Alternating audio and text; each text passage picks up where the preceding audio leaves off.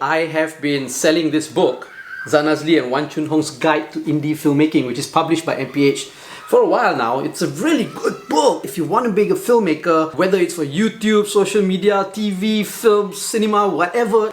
This is the book to get. I'm going to make it more accessible and more affordable to all of you because I believe that everybody needs to become a filmmaker. The more filmmakers we have in the world, I think this world will be a better place to live in. Now it's available as an electronic book download on my website. I'm going to link it here. It's really cheap, it's really affordable. It's only 5 ringgit if you want to get the ebook version. Okay, 5 ringgit. It doesn't really cost much, right? It's just a little bit of something for me. I mean, it did take a lot of work to write. Each chapter of this book talks about one part of the filmmaking process. And for each chapter as well, I interview a local filmmaker. It's only 5 ringgit. It's only 5 ringgit. You're watching and listening to FAT BIDIN Film Club. I'm assuming I'm Zan Azli. And I'm Cheryl Bustawan. As usual, every week we watch a local film and we review it. But this week we are not watching a local film. We are actually still on this series where we're reviewing a Japanese film on the JFFT website. Yes. Yes. Right? These films are there for everyone to watch for free. Just to log on. Alright? And I think this is the last film that we're going to be reviewing in this series. It's like the sixth. For this cycle, anyway. For this cycle. This is the 6th film. And the film, of course, all these reviews are organized by the Japan Foundation Kuala Lumpur. And the film that we are watching and we're reviewing is? Three Sisters. The Three Sisters.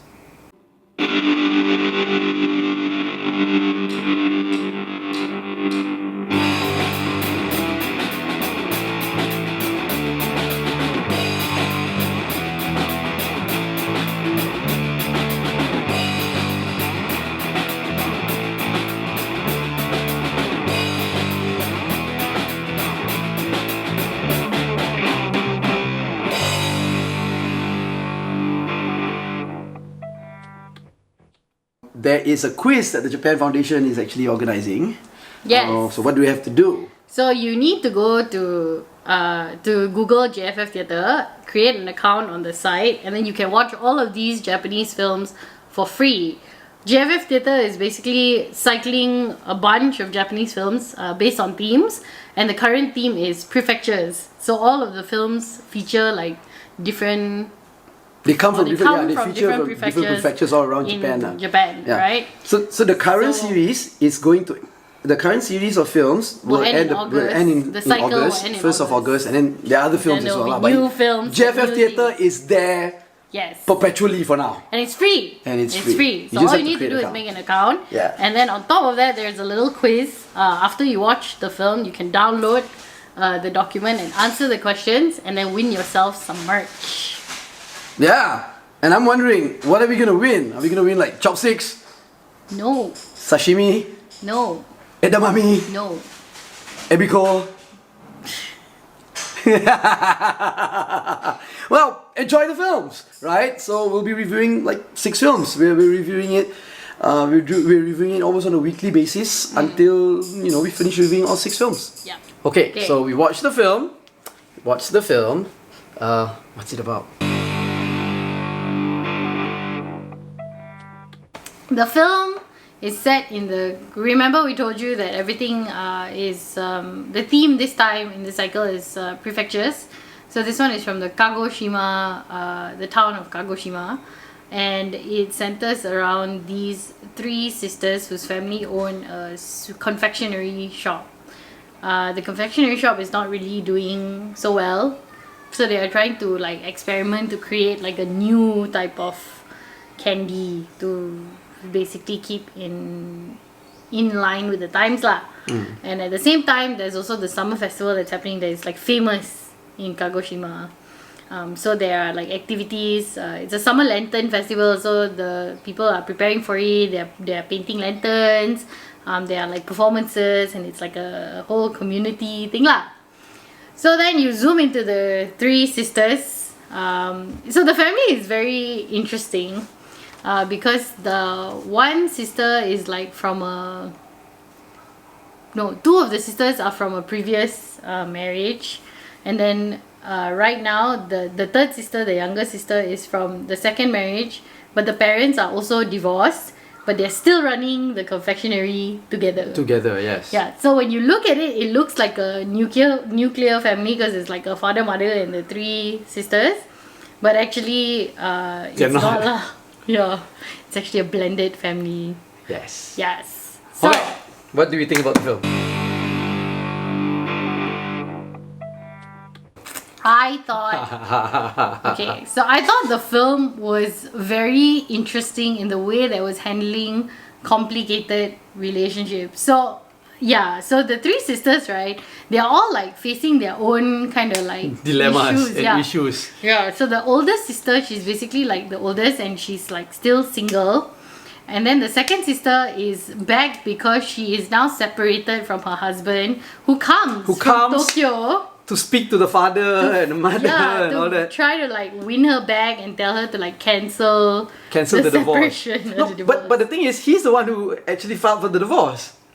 Yes. But I think he has a change of heart. Yeah, so like there's a lot of complications there. And then the youngest one, she's only like 24, very young. And so she is like got dreams lah, you know, and she wants different things, and that is like clashing with her parents. So the film is basically looking at all these like complicated interwoven relationships through this lens of this family, and then centered around this confectionery store that's trying to fight against like modernity. So they need to like try to innovate, come up with like a new candy. And I thought that it was the weaving of the complicated themes was very interesting lah. Yeah, I think it gives you a glimpse into how actually normal human beings live. Yeah, people have issues, people deal with their issues, and people are resilient and do whatever you want. I like how, actually for me, right, the actor who plays the father, he's such a good actor. He's such a good actor, and he plays like this father who is, he has many roles, and he has like, when he's with his friends, he acts a certain way. Yeah. When he's at home, he acts a certain way. When he's with the daughters, he acts a certain way. When he is with the daughter's soon-to-be ex-husband, he acts a totally different asshole-ish way. Correct. I think he should be nominated for some award. Maybe he did win an award also for his acting. Yeah. I thought that was an interesting, like, you know, the way the father is with his friends versus the way he is at home. It's like such a accurate depiction of masculinity and this facade that men put out when they're bros versus when they're at home. And you don't put on a facade, you get laughed at by all your basketball friends because you're true to who you are. So that was also quite interesting. Yeah. So overall, it just dealt into very complicated themes lah. It's a very layered film, very woven. So you have to like really pay attention to catch everything lah. Yeah, and I also think like the films that we've reviewed, right, has been curated quite well for the website. Yeah. It really portrays. I mean, we got to look at who is curating it, right? It's the Japan Foundation, and they're tasked with like, promoting Japan culture all around the world and all that.